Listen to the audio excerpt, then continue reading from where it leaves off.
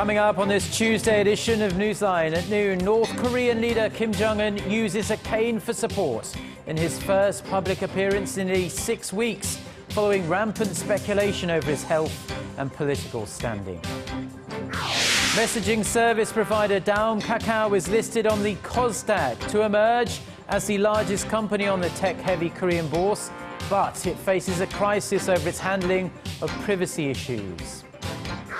Plus, the Vatican calls for a more positive view of homosexuals, who call the move a breakthrough. These stories and more on Newsline at noon.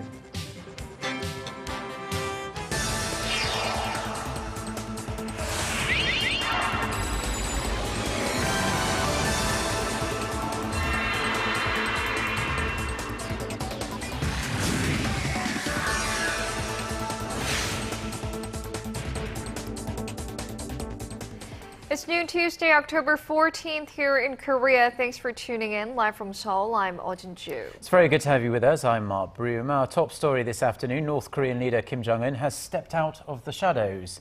He's made his first public appearance in nearly 6 weeks. His sudden re-emergence into the spotlight has swept away rumors he has been gravely ill or have been overthrown, but there are still more questions than answers about his prolonged absence. Hwang Seung-hee reports.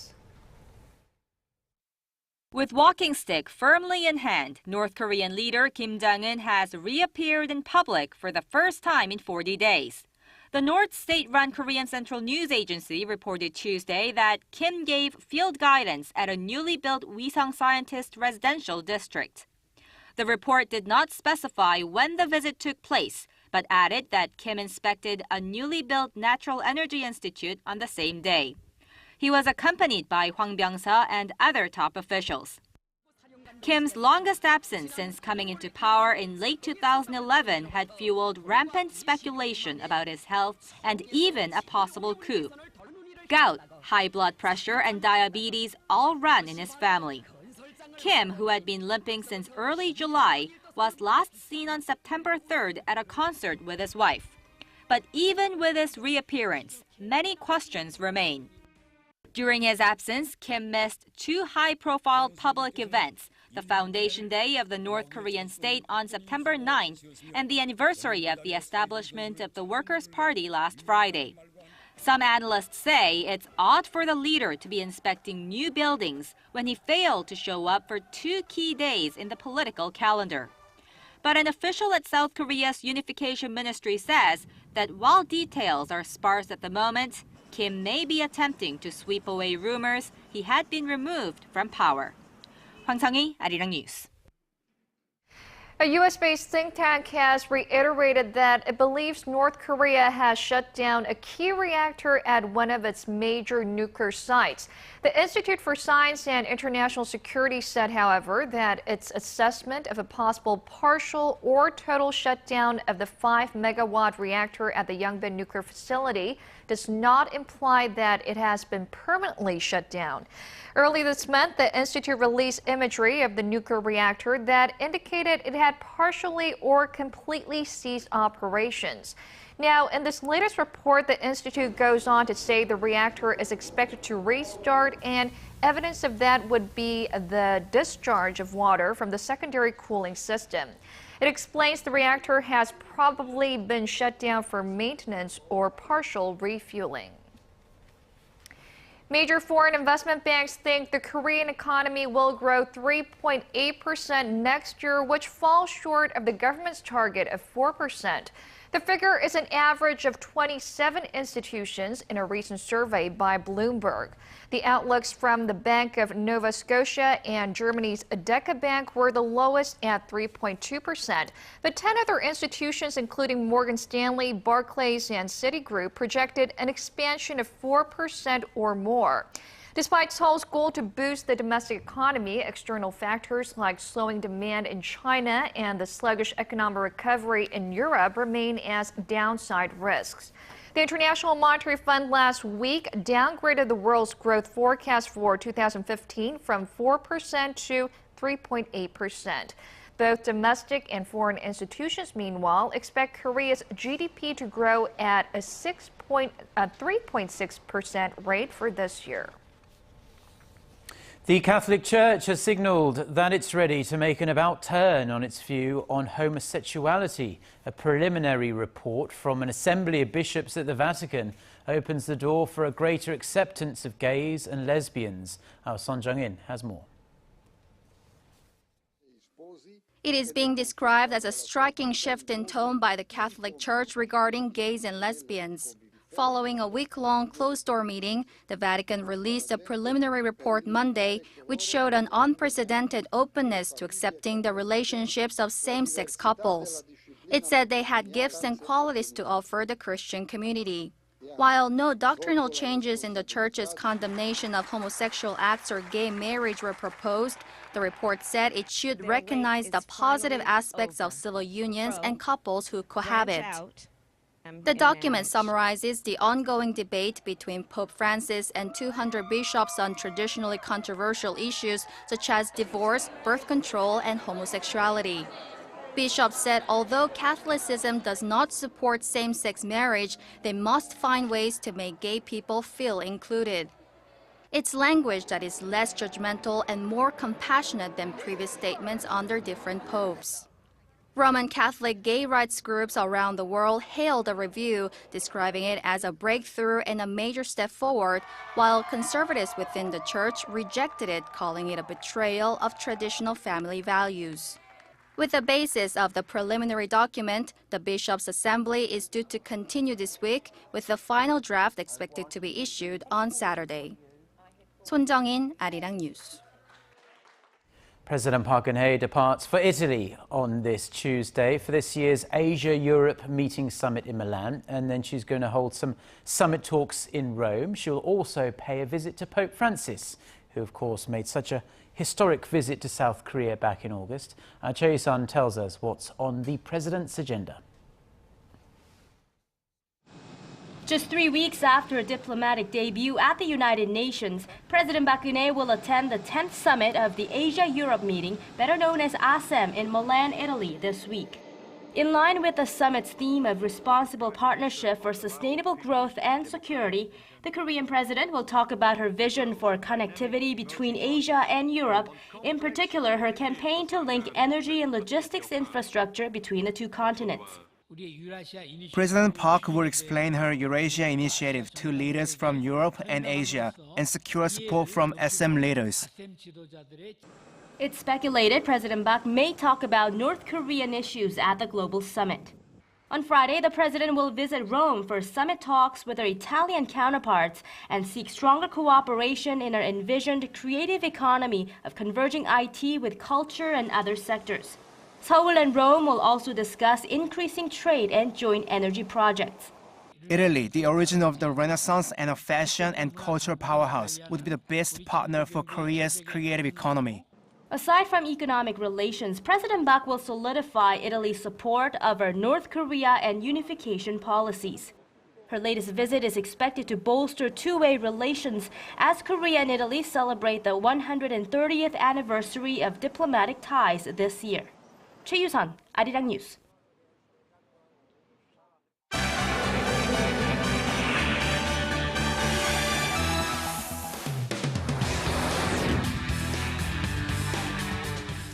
Let's now get a check on some of the other global headlines with our Eunice Kim standing by for us at the News Center. Eunice, the World Health Organization has issued a new, very grim warning on the Ebola outbreak as officials worldwide, from hospitals to airports, are scrambling to try and keep this virus out.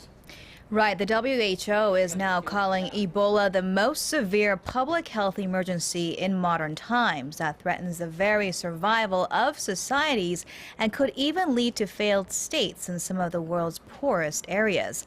Our Connie Kim tells us more. As far as warnings go, they don't get much starker than this. The World Health Organization says this Ebola outbreak is the most severe acute public health emergency in modern times. In a statement delivered on behalf of the WHO Director General Margaret Chan at a regional health conference in the Philippines, Chan said the epidemic could even lead to failed states.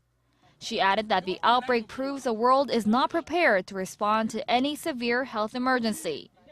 The death toll from this outbreak surpassed 4,000 last week, But Chan did not mention latest figures, saying instead that the numbers are rising exponentially.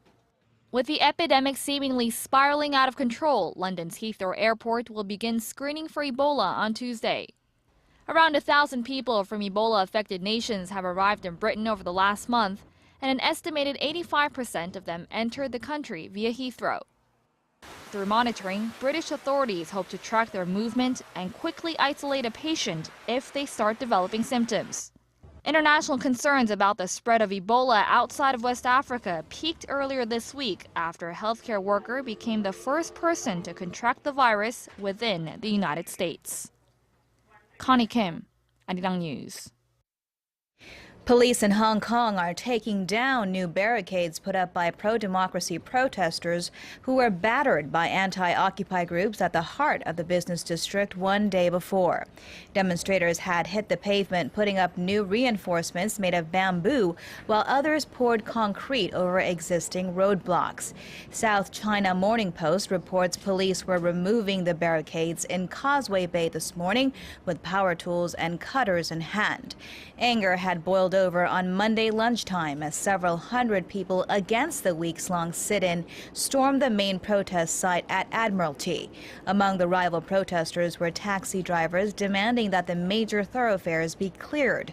Activist leaders have been calling on Beijing to grant fully democratic elections for the territory, a demand that the city's chief executive CY Leung says will fall on deaf ears. Powerful storm Vongfang laid out a path of destruction in Japan before moving out to the Pacific Ocean earlier this morning. The tropical storm, downgraded from a hurricane yesterday, killed at least one person, a 90-year-old man in Tottori Prefecture, found in an irrigation channel. NHK also reports at least 2 people were missing as some 90 others were injured. The storm hurled winds of up to 108 kilometers per hour and doused Japan with torrential rains as it made its way northeast. It caused major transport disruptions at what was the end of a 3-day holiday, with some 500 local flights grounded and trains in western cities suspended as well.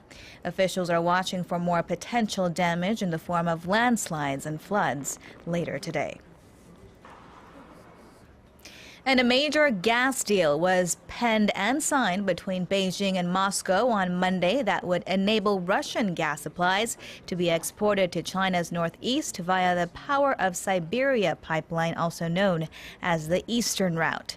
The document was signed during a visit by China's Premier Li Keqiang to Moscow, together with Russian Prime Minister Dmitry Medvedev. The 40-year agreement laid the groundwork for both sides to cooperate in the spheres of engineering, construction, and operation of the gas pipeline infrastructure.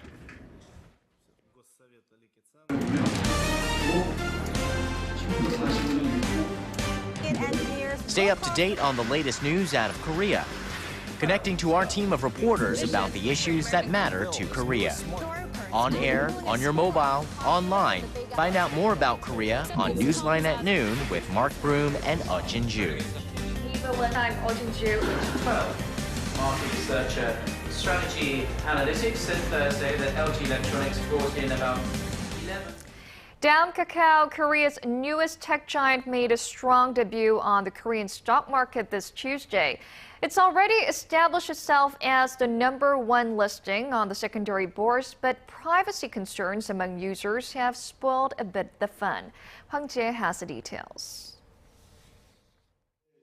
Daum Kakao, born through the merger of a Korean internet portal operator and messaging application firm, was listed on the Korean Stock Exchange on Tuesday. The new tech giant got off to a good start with prices of its new shares on an upward trend. It's currently trading at the 130,000 won, or roughly $120 level. The entity's market cap reaches about $7 billion, easily surpassing Celltrion, the previous #1 on the country's secondary bourse, whose market cap stands at around $4.5 billion. That, however, still falls short of earlier expectations of $9.5 billion, as stock prices of Daum Kakao have slid amid privacy concerns. Facing mounting concerns among users that authorities are able to read messages in real time to monitor anti-government remarks, Daum Kakao has apologized, saying it will make privacy the company's top priority even when there is a discord between privacy and law. It has also laid out a handful of measures to ensure privacy safety. They include adopting a new privacy mode and saving users' chat records for less than 3 days, which is down from the current 1-week period. But that does not seem to be enough to put users at ease. They are quickly switching to other messengers like German-based Telegram, which has emerged as one of the most popular apps in the local market. Pundits say recovering the trust of its users will be the key for Daum Kakao moving forward. Hwang Jie, Arirang News. After months of delay over traffic congestion concerns and some serious safety issues, Korean retail giant Lotte Group has finally opened the lower floors of its landmark shopping mall that towers over southeastern Seoul. But as our Kim Jong-un reports, these concerns over traffic and safety have yet to be cleared. Becoming a global multi-purpose shopping complex, that's the goal Lotte World Mall will strive to achieve. Korea's largest shopping mall, which comes with a luxury department store, a duty-free store, Asia's largest cinema, and an aquarium, opened to the public on Tuesday. With some 1,000 local and global brands included in its lineup, Lotte wants visitors to shop, dine, and enjoy entertainment under one roof. But the retail giant still has some major obstacles to clear. The mall was due to open at an earlier date, but this was pushed back due to worries about traffic congestion as well as some serious safety concerns. The district is already a busy residential area with a large theme park, so traffic is expected to worsen with the opening of the mall. In a bid to encourage customers to use public transportation, Lotte plans to build an underground pedestrian plaza in the area that will connect with a nearby subway station. The mall will also adopt a parking reservation system and will only provide a paid parking lot. To address well-documented safety concerns following the appearance of sinkholes and a decline in water level in a nearby lake, Lotte says the mall will undergo regular safety inspections in conjunction with the city government and follow strict management measures. But due to such concerns, some residents are staging protests demanding the city government withdraw its decision to open the mall. Kim Min-ji, Arirang News. And in much anticipated news for Apple fans in Korea, the company has announced that its latest smartphones will be released here on October 31st. Apple filed an application last week and won radio wave certificates for its iPhone 6 and iPhone 6 Plus on Monday. It will be the first time that Apple's smart devices will be sold through all three of the nation's mobile carriers, SK Telecom, KT, and LG U+ at the same time. The new iPhone models will also be launched on the same day in 23 other countries. Now, the world-famous founder of Facebook and the heir apparent to the Samsung empire will sit down for a very lavish dinner tonight, probably in downtown Seoul. According to industry sources, Facebook CEO Mark Zuckerberg is scheduled to dine with Samsung Electronics Vice Chairman Lee Jae-yong this evening at the headquarters of the Korean tech giant. The two are expected to talk about enhancing cooperation on certain projects, including the possible development of a smartphone specifically designed for Facebook. This isn't the first time the two have met. Zuckerberg and Lee also had dinner together in Seoul in June last year. A growing number of Korean firms are making a more concerted effort to give back to society, not only here in Korea, but overseas as well. While no one really expects it to solve the world's biggest problems, a touch of corporate social responsibility benefits the companies themselves, of course, and the communities around them. Our Paulie reports. This is Dream Center, established in Indonesia by Hyundai Motor with the help of the Korea International Cooperation Agency. The facility offers practical lessons on maintenance techniques to young students, which helps them find a job or launch their own businesses. The first Dream Center was set up last year in Ghana, a technical high school for automobiles that was built for local students. Korea, through Hyundai and KOSDAQ, helping us to make to develop our country, to help the youth through this engineering skills acquisition. We are happy with that. The group also operates a project called the Happy Move Global Youth Volunteer Program, which has been sending volunteers across the globe every year since its foundation in 2008. Kia Motors' Green Light project provides assistance to African nations, while Samsung's Amazon School in Brazil gives education opportunity to underprivileged kids. In Vietnam, both Hillsong and SK are offering a free medical service clinic for children. To fulfill our responsibility as a global firm, we are making diverse social contributions, not just in Korea, but overseas as well. We hope these activities will also help the nation improve its global status. With more local companies developing inroads into international markets, their social contribution activities are expected to continue gathering speed, helping to widen their profit sharing by helping communities in need.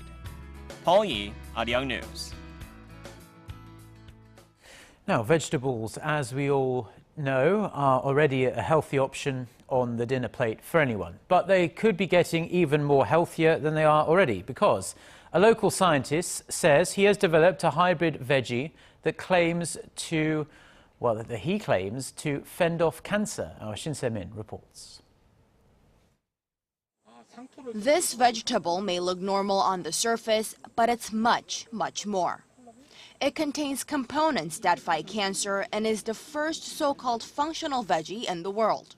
Developed by a seed expert in Chungcheongbuk-do province after years of study, this produce is a crossbreed of Korean cabbage and turnip and contains an excessive amount of beta-carotene that is associated with reducing the risk of cancer. I used a biotechnology technique called microspore cultivation to fully embrace its characteristics. Park says the vegetable can be grown all year round using regular cultivation methods.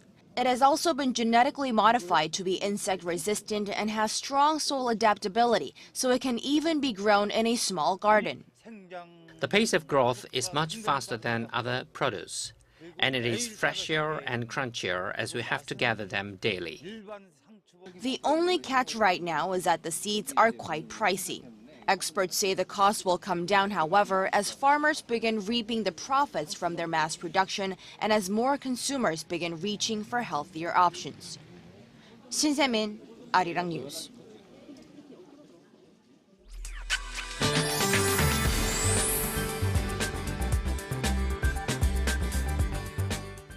Good afternoon. This morning was the chilliest of the season so far, and the cold wave advisory is still in place for some parts of Gyeonggi-do, Gangwon-do, and Chungcheong-do area.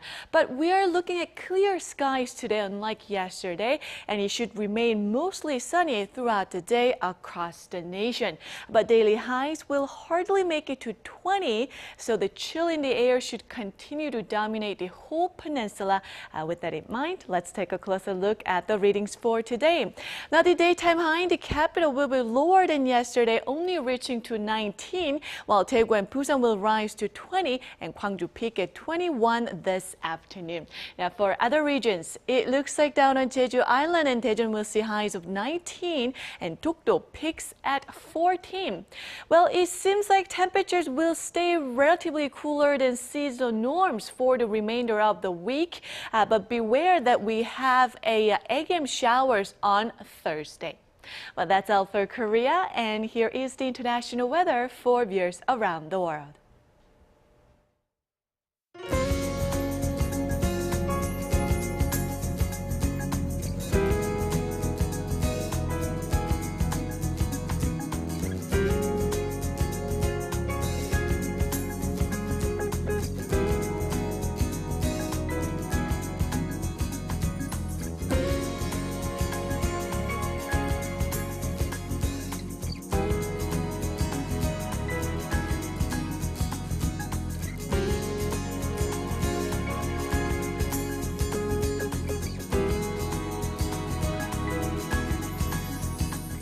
And that brings us to the end of this edition of Newsline at Noon. Yes, Jin-joo and I will be back again at the same time on Wednesday. Until then, goodbye.